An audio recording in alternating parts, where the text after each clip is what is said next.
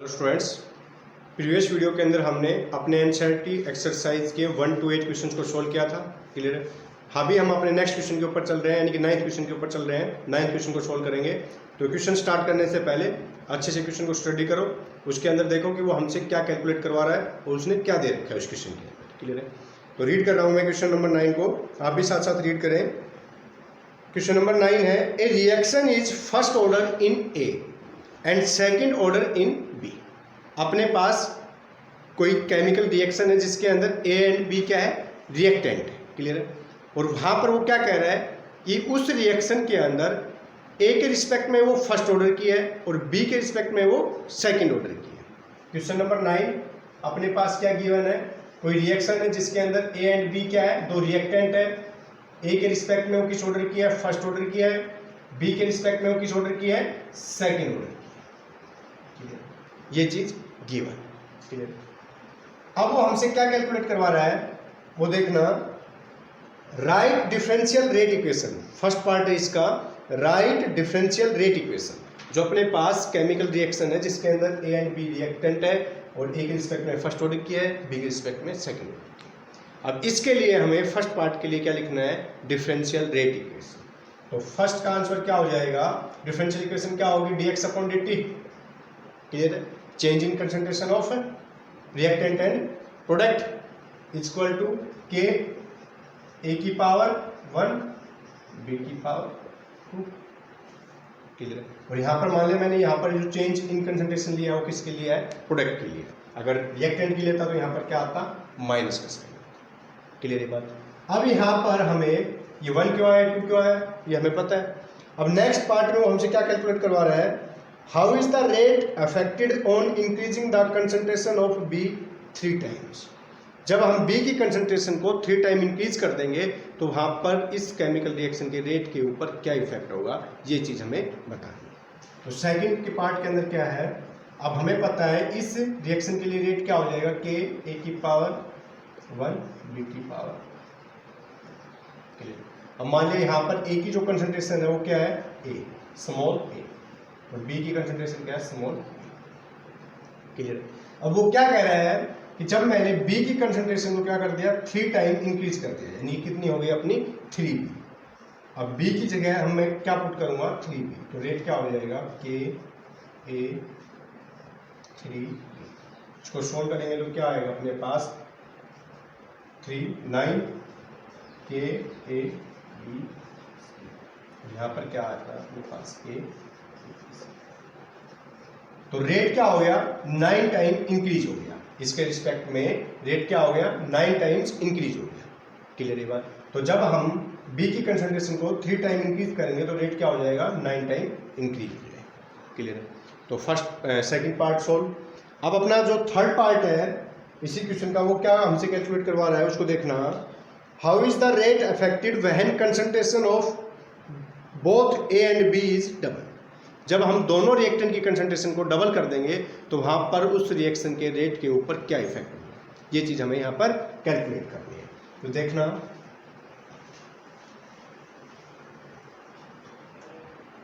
Third part के अंदर rate क्या है, के ए बी की पावर। इसकी कंसंट्रेशन मैंने क्या माना, इसकी ए, और इसको क्या माना मैंने, बी स्टार्टिंग में। क्लियर है। अब वो क्या कह रहा है हमसे कि जब मैं ए और बी की कंसंट्रेशन दोनों को क्या कर दूंगा, डबल कर दूंगा, यानी कि ए की कंसंट्रेशन किसके बराबर होगी, 2a के बराबर, और बी की कंसंट्रेशन भी क्या होगी, 2b के बराबर। तो रेट क्या हो जाएगा, तो रेट क्या हो जाएगा, rate is equal to K A की वैल्यू पुट करो, क्या आएगा 2a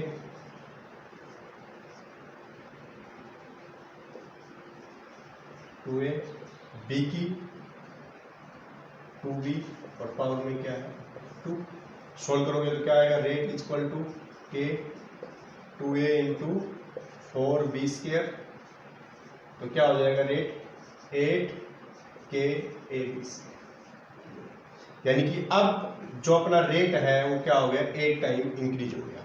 इस केमिकल रिएक्शन का रेट क्या हो गया, 8 टाइम इंक्रीज हो गया जब हमने ए की कंसंट्रेशन और बी की कंसंट्रेशन को क्या किया, डबल किया।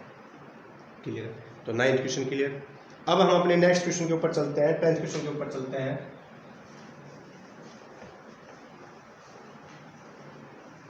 10th क्वेश्चन को सोल्व करते हैं। तो स्टार्ट करने से पहले भी क्वेश्चन को स्टडी करते हैं, अच्छे से रीड करना। In a reaction between A and B, अपने पास कोई केमिकल रिएक्शन है जिसके अंदर ए और बी क्या है, रिएक्टेंट है। The initial rate of reaction was measured for different initial concentration of A and B as given below. यहां पर ये क्या कह रहा है कि अपने पास ए, क्वेश्चन नंबर 10, किसी भी केमिकल रिएक्शन के अंदर ए और बी क्या है, दो रिएक्टेंट है, क्लियर है। और वहां पर अपने पास जो गिवन है वो क्या गिवन है, इन दोनों रिएक्टेंट की इनिशियल कंसंट्रेशन दे रखी है, यानी कि डिफरेंट इनिशियल कंसंट्रेशन दे रखी है, और उन इनिशियल कंसंट्रेशन के ऊपर इस रिएक्शन के लिए रेट भी गिवन है। क्या गिवन है, रेट भी गिवन, यानी कि यहाँ पर ए और बी अपने पास क्या है, दो रिएक्टेंट है। मैं स्टार्टिंग में ए की एक बार कुछ अलग कंसंट्रेशन लेता हूँ, सेकेंड टाइम कुछ अलग लेता हूँ, क्लियर है। यानी कि मैं यहाँ पर इनिशियल कंसंट्रेशन को क्या कर रहा हूँ, चेंज कर रहा हूँ, दोनों रिएक्टेंट, क्लियर है। और दोनों डिफरेंट इनिशियल कंसंट्रेशन के ऊपर इन दोनों के रिस्पेक्ट में अपने पास रेट ऑफ रिएक्शन भी गिवन है, ये डाटा गिवन है। फिर वो हमसे क्या कैलकुलेट करवा रहा है, मैं डाटा यहाँ पर नोट करवा दूंगा। अब वो हमसे क्या कैलकुलेट करवा रहा है, what is the order of reaction with respect to A and B. इस केमिकल रिएक्शन में ए और बी के रिस्पेक्ट में ये रिएक्शन किस ऑर्डर की है, ये हमें कैलकुलेट करना है, क्लियर। अब अपने पास जो डाटा है मैं उसको लिख रहा हूं, क्या गिवन है, ए की कंसंट्रेशन गिवन है, बी की कंसंट्रेशन गिवन है। ए की इनिशियल कंसंट्रेशन एक बार 0.20, फिर 0.20 और फिर 0.40। इसी प्रकार बी की इनिशियल कंसंट्रेशन है 0.30, 0.10, 0.05, और इन सभी डिफरेंट इनिशियल कंसंट्रेशन के ऊपर इस रिएक्शन के लिए अपने पास रेट भी गिवन है।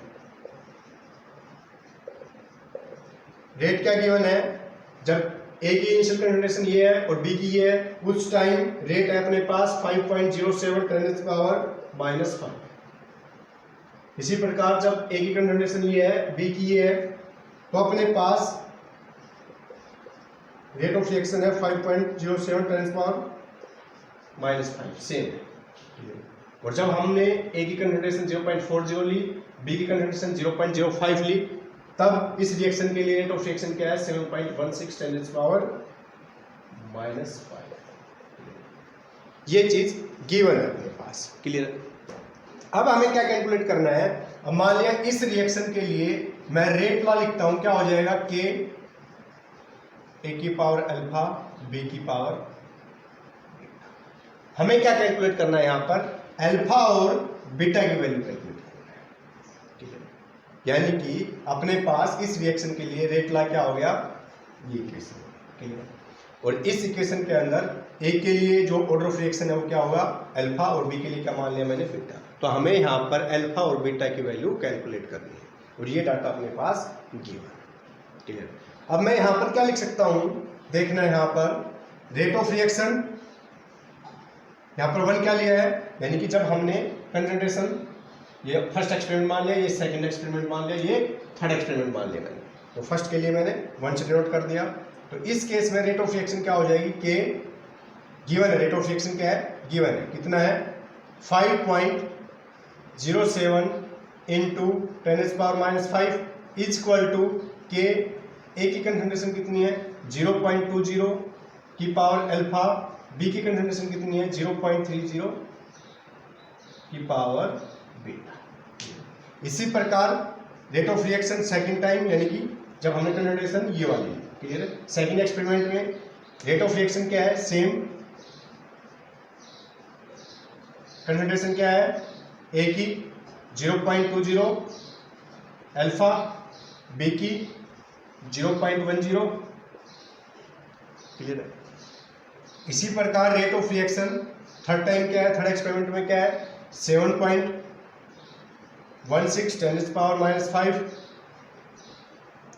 के, ए की कंसंट्रेशन कितनी है, 0.40 की पावर अल्फा, बी की कंसंट्रेशन कितनी है, 0.05 की पावर बीटा, क्लियर। ये चीज अपने पास गिवन है, हमें क्या कैलकुलेट करनी है, अल्फा और बीटा की वैल्यू कैलकुलेट करनी है। अब हमें इन इक्वेशंस को, मान लिया ये इक्वेशन अपनी फर्स्ट, ये सेकंड, ये थर्ड, इस टाइप से एक दूसरे को डिवाइड करना है ताकि एक टर्म कैंसिल हो जाए और एक टर्म की वैल्यू आ जाए अपने पास। जब मैं यहाँ पर, अगर मैं यहाँ पर 1 को 2 से डिवाइड करूँ तो ये टर्म कैंसिल हो जाएगी, अपने पास क्या बचेगी, ये वाली टर्म। तो यहाँ से मैं बीटा की वैल्यू निकाल सकता हूँ। क्लियर है? तो यहाँ पर मैं डिवाइड कर रहा हूँ, डायरेक्ट डिवाइड कर रहा हूँ 1/2, यानी कि फर्स्ट इक्वेशन को मैं सेकंड से डिवाइड कर रहा हूँ। तो यहाँ पर क्या है अपने पास, फर्स्ट में 5.07 10⁻⁻⁵, इसी प्रकार क्या है सेकंड के अंदर क्या है 5.07 10⁻⁻⁵, और यहाँ पर क्या है, इसको डिवाइड करेंगे तो k 0.20 की पावर अल्फा 0.30 की पावर बीटा। क्लियर है? डिवाइड किससे करना है, सेकंड से, k 0.20 अल्फा 0.10 बीटा। क्लियर है? तो ये चीज क्लियर है, ये कैंसिल हो गया। यहाँ पर क्या आएगा 1, k से k कैंसिल, 0.20 से 0.20 कैंसिल, बचेगा क्या अपने पास 0.30 अपॉन 0.10 की पावर बीटा लिख सकता हूँ। क्लियर? अब यहाँ पर क्या है, अगर किसी की पावर में 0 लेता हूँ तो किसके बराबर होता है, 1 के बराबर होता है, यानी कि यहाँ पर क्या आएगा 0 आएगा। क्लियर है? अगर मैं किसी की पावर 0 लेता हूँ, जैसे 2 की पावर 0 दिया तो वो भी किसके बराबर होगा, 1 के बराबर। क्लियर है? यानी कि इसकी पावर में क्या होगा 0। तो यहाँ पर बीटा की वैल्यू क्या हो गई 0। तो ये चीज क्लियर होगी। इसका मतलब क्या है, ये रिएक्शन बी के रिस्पेक्ट में किस ऑर्डर की है, 0 ऑर्डर की रिएक्शन। क्लियर है? अब हमें क्या कैलकुलेट करना है, अल्फा की वैल्यू कैलकुलेट करना है। बीटा की वैल्यू आ गई, अब हमें अल्फा की वैल्यू कैलकुलेट करना है। उसकी वैल्यू कैसे कैलकुलेट करेंगे वो देखना। जब मैं इक्वेशन, अब हमें देखना है कि कौन सी कॉमन इक्वेशन, यानी कि एक टर्म इसमें कैंसिल हो जाएगी। जब मैं 3 को 2 से डिवाइड कर रहा हूँ, जब मैं इक्वेशन 3 को 2 से डिवाइड करूंगा तो देखना अपने पास अल्फा की वैल्यू कैसे आएगी।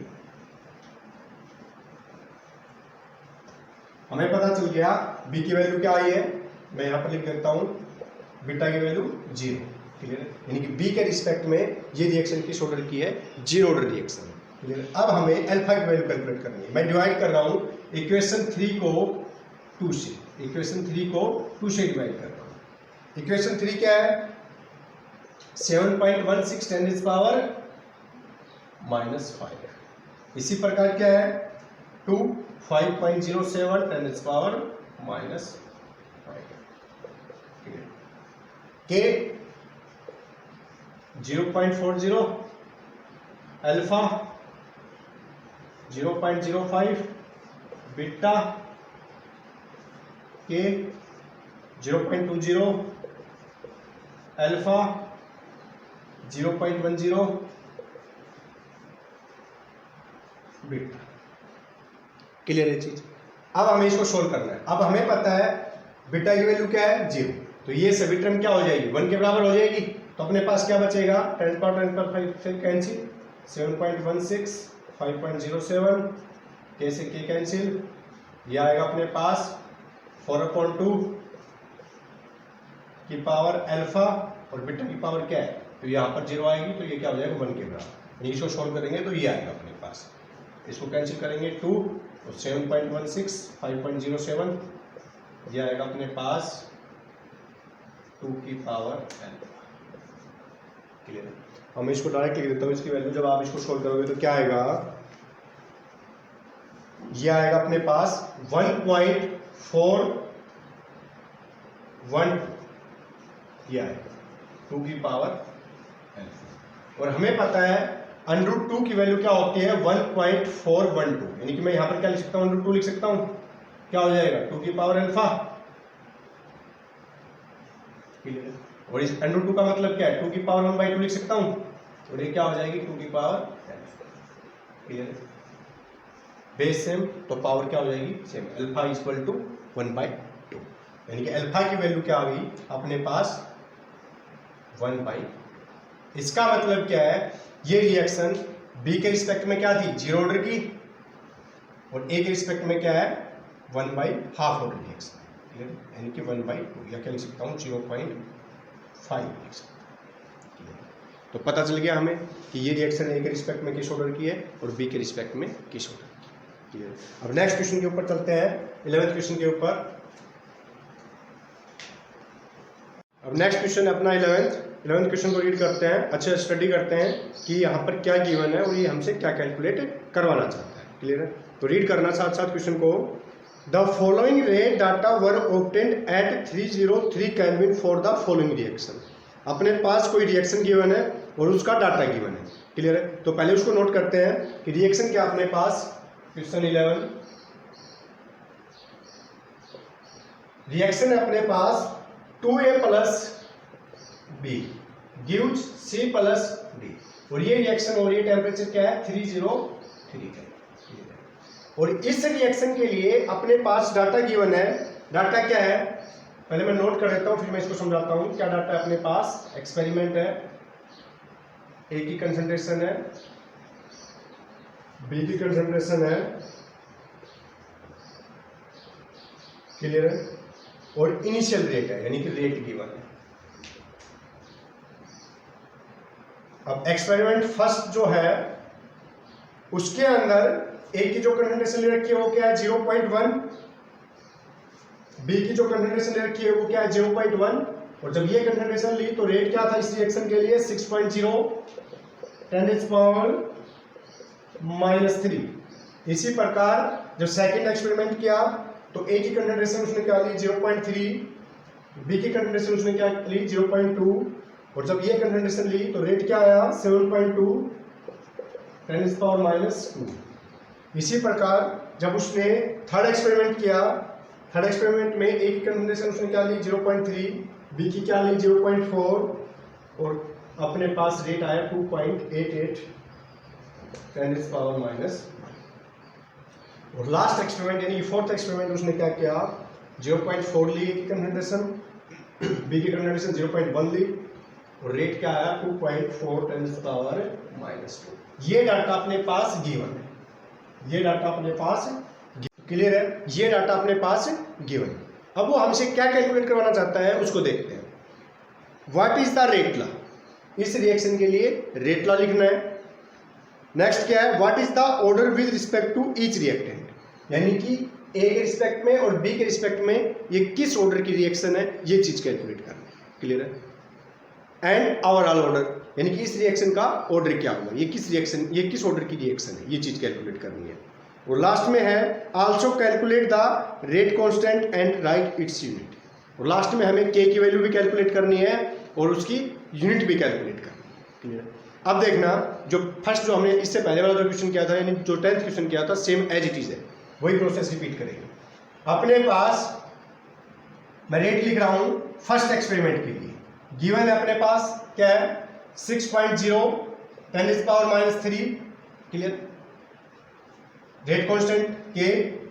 अब मान लिया मैंने ये रिएक्शन ए के रिस्पेक्ट में किस ऑर्डर की है, अल्फा ऑर्डर की, और यहां पर ए की कंसंट्रेशन क्या ले रखी है 0.1, तो क्या मान लिया मैंने अल्फा ऑर्डर, क्लियर। इसी प्रकार बी की कंसंट्रेशन क्या ले रखी है उसने 0.1, और बी के रिस्पेक्ट में मान लिया मैंने किस ऑर्डर की रिएक्शन है, बीटा ऑर्डर की। Second experiment, rate of reaction 7.2 10⁻² के, ए की कंसंट्रेशन कितनी रखी 0.3 अल्फा, बी की कंसंट्रेशन कितनी रखी 0.2 बीटा, क्लियर है। इसी प्रकार rate of reaction third experiment के लिए कितना है 2.88 10⁻⁻1 के, ए की कंसंट्रेशन कितनी है 0.3 अल्फा, बी की कंसंट्रेशन कितनी है 0.4 बीटा। इसी प्रकार rate of reaction fourth experiment के लिए क्या है 2.4 10⁻² के, ए की कंसंट्रेशन 0.4 अल्फा, बी की कंसंट्रेशन 0.1 बीटा। ये चीज अपने पास गिवन है, मैंने बिल्कुल सिंपल से सिंपल फॉर्म में इसको लिख दिया है। अब हमें क्या कैलकुलेट करना है, अल्फा और बीटा की वैल्यू कैलकुलेट करना है। क्लियर है? हम हमें पता है अल्फा और बीटा की वैल्यू कैसे कैलकुलेट करेंगे, हम इनको इस प्रकार से डिवाइड करेंगे एक इक्वेशन को दूसरी इक्वेशन से, जिससे एक टर्म क्या हो जाए, कैंसिल हो जाए और अपने पास एक टर्म बच जाए, वहां से हम उसकी वैल्यू कैलकुलेट कर लेंगे। क्लियर है? अब देखना कॉमन कहां पर है अपने पास, ये equation first, second, third, fourth. अगर मैं इक्वेशन फर्स्ट को फोर्थ से डिवाइड करता हूं तो 0.0.1 कैंसिल हो जाएगा, यानी बीटा कैंसिल हो जाएगा, अल्फा की वैल्यू कैलकुलेट कर लेंगे हम। यानी कि जब मैं इक्वेशन फर्स्ट को 4 से डिवाइड कर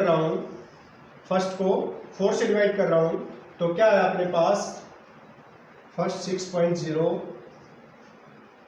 10⁻³ upon 2.4 10⁻² equal to 0.1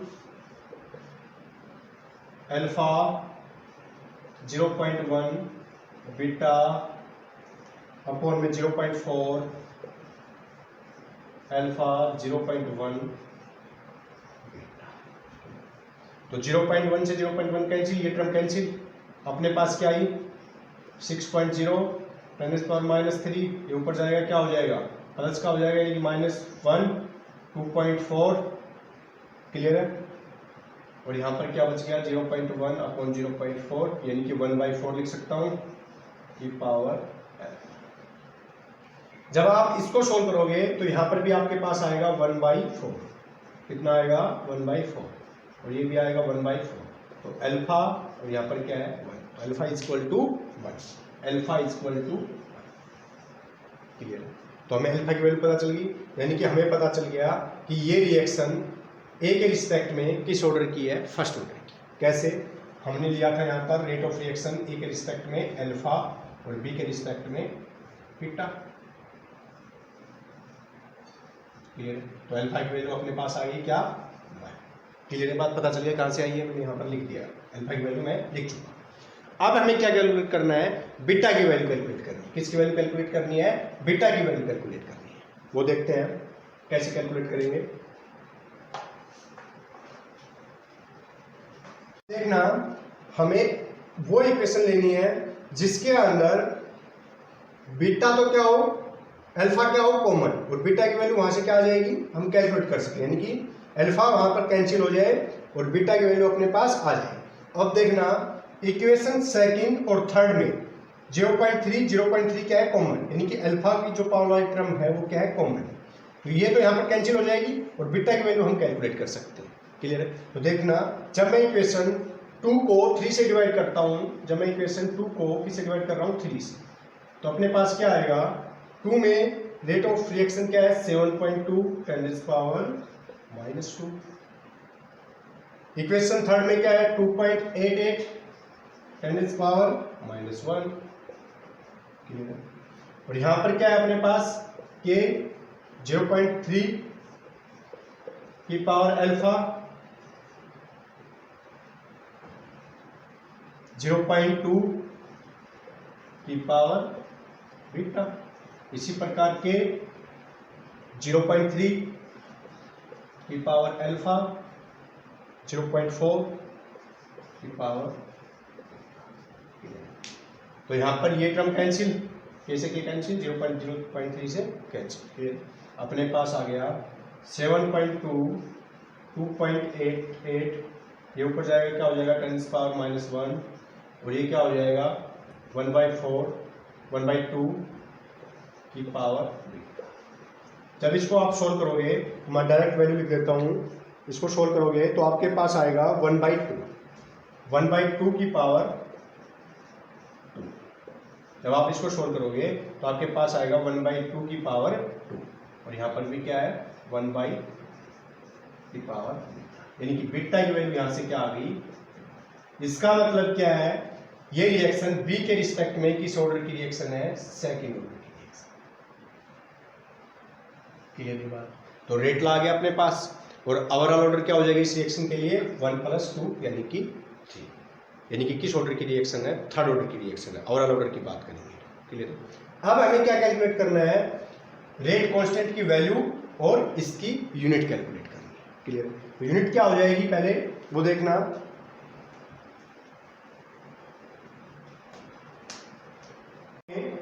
unit of rate constant calculate करना है। क्लियर है?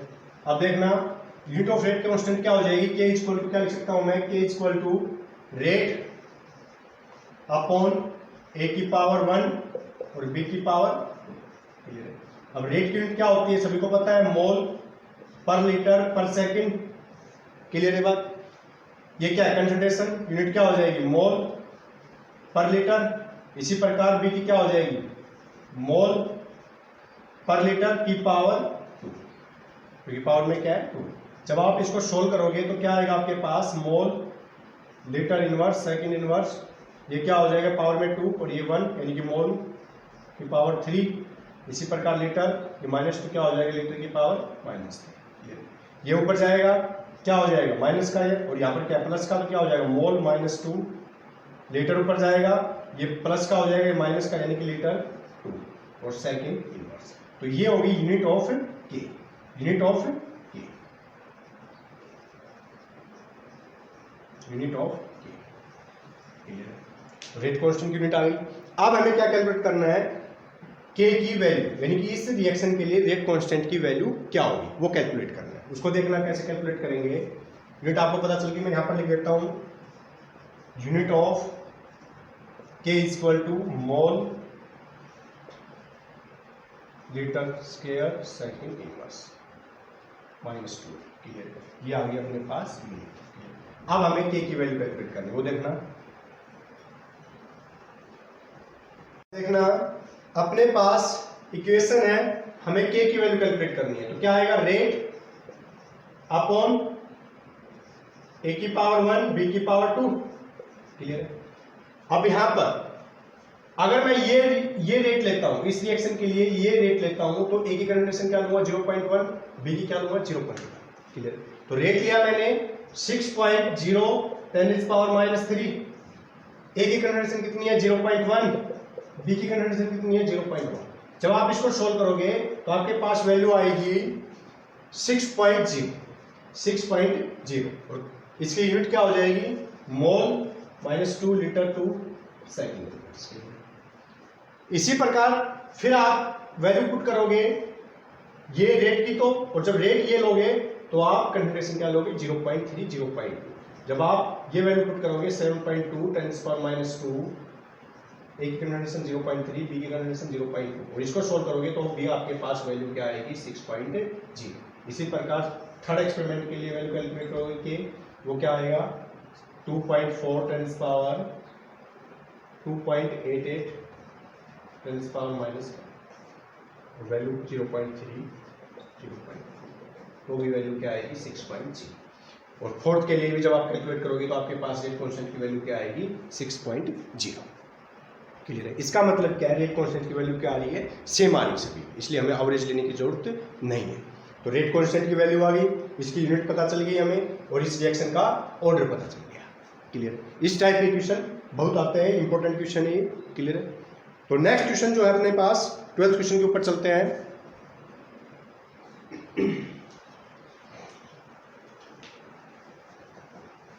अब 12th क्वेश्चन देखना, 12th क्वेश्चन को रीड करने के बाद, the reaction between A and B is first order with respect to A and 0 with respect to B, fill in the blanks in the following table. अपने पास given क्या है, कोई रिएक्शन है जिसके अंदर ए और बी रिएक्टेंट है, और ए के रिस्पेक्ट में वो फर्स्ट ऑर्डर की रिएक्शन है और बी के रिस्पेक्ट में वो 0 ऑर्डर की रिएक्शन है। ये चीज़ अपने पास गिवन है। क्लियर है? और फिर अपने पास कुछ डाटा गिवन है और उस डाटा के अंदर कुछ डाटा मिस है, उसको हमें क्या करना है, फिल करना है, उसको हमें कैलकुलेट करना है। क्लियर है? तो अपने पास क्वेश्चन नंबर 12 गिवन क्या है, कोई रिएक्शन है जिसके अंदर ए और बी क्या है, रिएक्टेंट। क्लियर है? और यहाँ पर इस रिएक्शन के लिए रेट ला क्या हो जाएगा, के ए की पावर ए के रिस्पेक्ट में किस ऑर्डर की है, फर्स्ट ऑर्डर की, और बी के रिस्पेक्ट में किस ऑर्डर की है, 0 ऑर्डर की। तो यानी कि रेट क्या हो जाएगा, के ए। क्लियर? अब अपने पास जो डाटा गिवन है उसको लिख रहा हूं मैं यहां पर, एक्सपेरिमेंट है,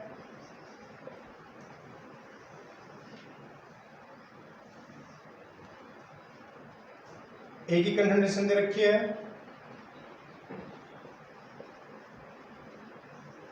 बी की कंसंट्रेशन दे रखी है,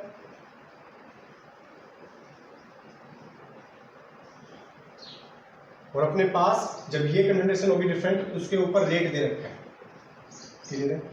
अब यहाँ पर फर्स्ट एक्सपेरिमेंट के अंदर उसने कंसंट्रेशन दे रखी है कि 0.1, बी की दे रखी है 0.1 और रेट दे रखा है 2.0 10⁻⁻²। क्लियर है? इसी प्रकार सेकंड एक्सपेरिमेंट में यहाँ पर ब्लैंक दे रखा है, बी की कंसंट्रेशन दे रखी है 0.2 और रेट दे रखा है 4.0 10⁻²। क्लियर है? इसी प्रकार थर्ड केस में दे रखा है 0.4 और यहाँ पर ब्लैंक दे रखा है। फोर्थ एक्सपेरिमेंट में यहाँ पर ब्लैंक है, यहाँ पर कंसंट्रेशन दे रखी है 0.2 और यहाँ पर रेट दे रखा है 2.0 10⁻⁻²। ये चीज अपने पास गिवन है। हमें क्या कैलकुलेट करना है, यहाँ पर जो ब्लैंक है यहाँ पर वैल्यू क्या है, यानी कि यहाँ पर ए की वैल्यू क्या आएगी, यहाँ पर भी ए की वैल्यू क्या आएगी और यहाँ पर रेट क्या आएगी, ये चीज हमें कैलकुलेट करनी है। अब देखना, थोड़ा स्पेस कम है, यहीं पर एडजस्ट कर रहा हूं मैं। अपने पास रेट इक्वेशन क्या है, के। अगर मैं यहां पर रेट जो है अपने पास कितना है 2.0 10⁻⁻। क्लियर बात? और यहां पर के और ए की जो कंसंट्रेशन है वो कितनी है 0.1। क्लियर है? तो यहां से मैं रेट कांस्टेंट की वैल्यू निकाल सकता हूं। अगर यहां से रेट कांस्टेंट की वैल्यू आ जाएगी तो हमें पता है एक रिएक्शन के लिए रेट कांस्टेंट की वैल्यू क्या होती है, सेम होती है। सेम टाइप की रिएक्शन के लिए सेम ही क्या होता है, रेट कांस्टेंट होता है। यानी कि यहाँ पर रेट कांस्टेंट की वैल्यू वही होगी जो यहाँ पर होगी। क्लियर? तो यहाँ से रेट कांस्टेंट की वैल्यू क्या आ जाएगी अपने पास, वो देखना, k = 2.0 10⁻² अपॉन 0.1। क्लियर है? जब इसको आप सोल्व करोगे तो ऊपर क्या चला जाएगा 10, ये क्या हो जाएगा -1। तो यानी कि इसको जब आप सोल्व करोगे तो ये आएगा आपके पास 0. यानी कि k की वैल्यू क्या होगी अपने पास 0.2। क्लियर? अब अपने पास k की वैल्यू आ गई, मैं यहां पर लिख देता हूं इस रिएक्शन के लिए k की वैल्यू क्या है 0.2। अब हमें क्या कैलकुलेट करना है, यहां पर वैल्यू क्या है। अब देखना सेकंड एक्सपेरिमेंट में यहां पर क्या वैल्यू आएगी, उसको कैलकुलेट करते हैं। रेट क्या है अपने पास, k की वैल्यू क्या है 0.2 a। रेट क्या है इस एक्सपेरिमेंट के लिए 4.0 10⁻²। क्लियर है?